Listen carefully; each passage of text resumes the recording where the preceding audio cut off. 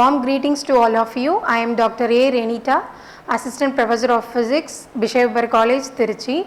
Today I am going to present the semiconducting devices.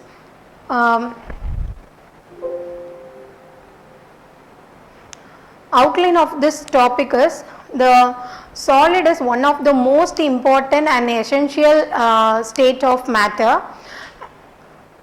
And next one, the solid have the least amount of kinetic energy and their molecules are bindly packed together.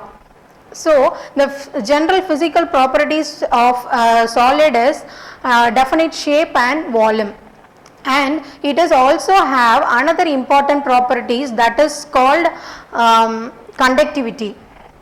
This conductivity is measured to flow the amount of current passing through the conductor. This material, it is depending upon the electrical conductivity. It is classified into three types. First one is conductor, and next one is semiconductor, and next one is insulators. This is the graphical abstract of semiconducting devices. This semiconducting materials are, it is a foundation of modern electronics. For example, we are including the radio, we are using the radio and computer, telephones, many other applications we are used. And next one is the electrical properties of solid. After the discovery of electricity, this earthly metals are classified into three types. First one is conductor and insulators and semiconductors. The conductors has the ability to conduct the electricity. For example, the copper and the silver are most important metals in conductors. It is ability to conduct the electricity in faster way. And next one is insulators. Insulators does not allow the electric charges to flow through it. For example, plastic, diamond and rubber, etc. And third one is semiconductor. Semiconductor is this electrical property of semiconductor is in between the conductors and insulators. The semiconductors have the properties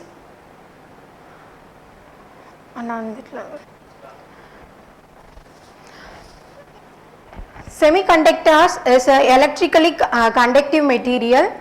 It is the most of the properties are lies in between the conductor and insulators.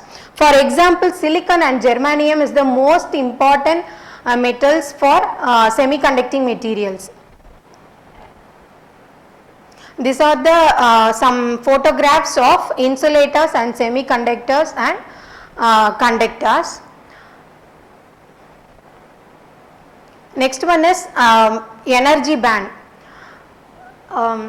These materials are classified into the electrical conductivity and band energy band. Okay, there are in any material there are two types of energy band. First one is valence band and next one is conduction band. The valence band is the one of the most outermost shell. It is used to determine the conductivity. And next one is the conduction band. It is the band is outside the valence shell.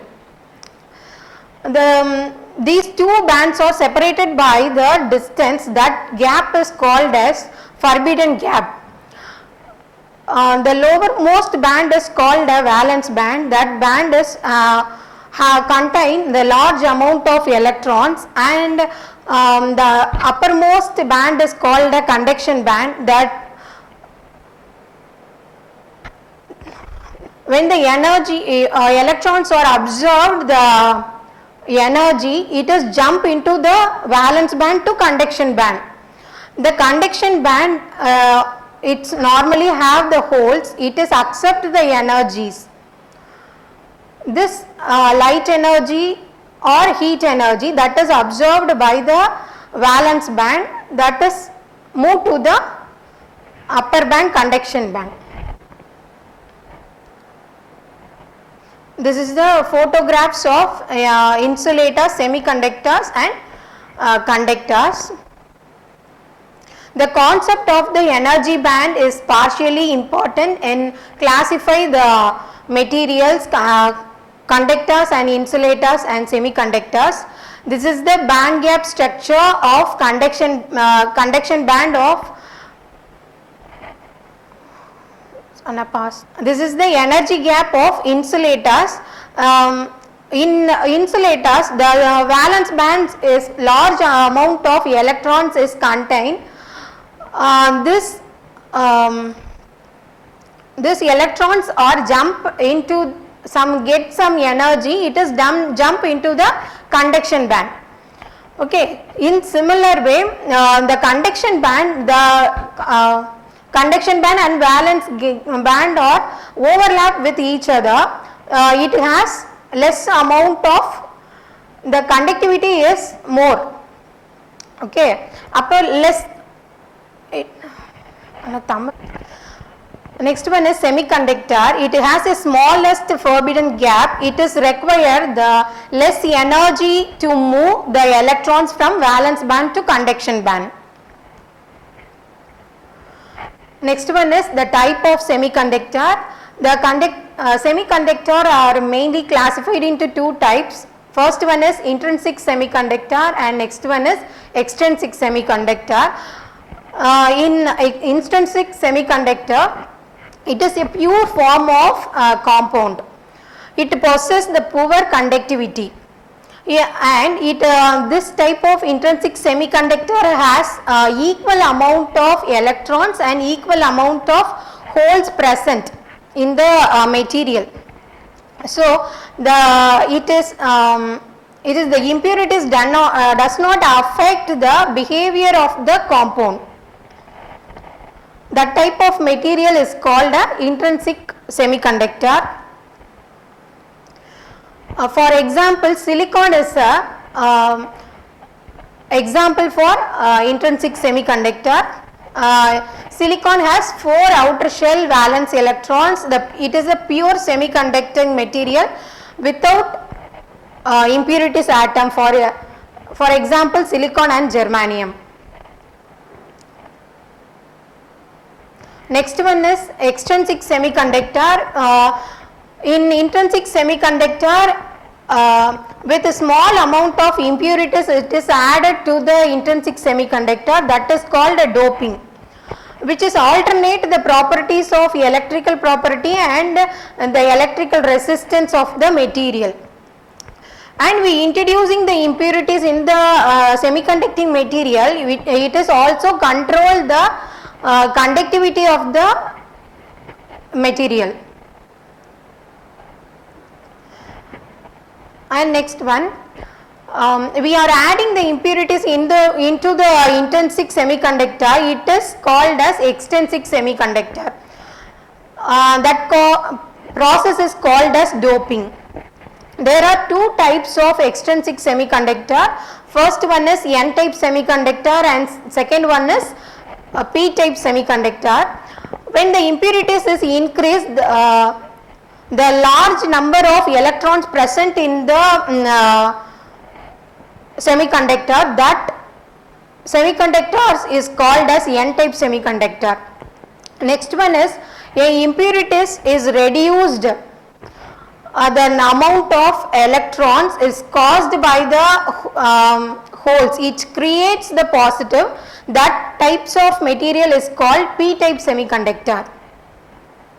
This is the symmetric diagrams of P-type and N-type semiconductor. To combine the P-type and N-type semiconductor, P-type semiconductor is a trivalent impurities are present. For example, borium is a 3-valent impurities. It is doped into the intrinsic semiconductor. Silicon means it has a 3 valence electrons, that is a donor impurities present in the P-type. In N-type we are having the silicon is 4 valence impurities and phosphorus is a 5 valent impurities. So we doped with the intrinsic semiconductor, it having the pentavalent impurities, that is excess amount of electrons present in the material. That material is called a N-type semiconductor. We combine the N-type and P-type semiconductor to form a junction. That junction is fabricated from the single slice of semiconductor. One side of is doped with the N-type impurities and another one side is doped with the P-type impurities. These two semiconductors are interfaced with each other and overlap with each other to form a junction. That junction is called as PN junction. In using this type of PN junction, many of the applications are available in semiconducting devices. For example, transistor, resistor. They are used in design the logic gates and digital circuit, and this type of semiconducting device are mostly used in a microprocessor, and this semiconducting device are used in analog circuits such as oscillators and amplifiers, and it is mostly used in high voltage applications. These are the summary of semiconducting devices. Thank you, one and all.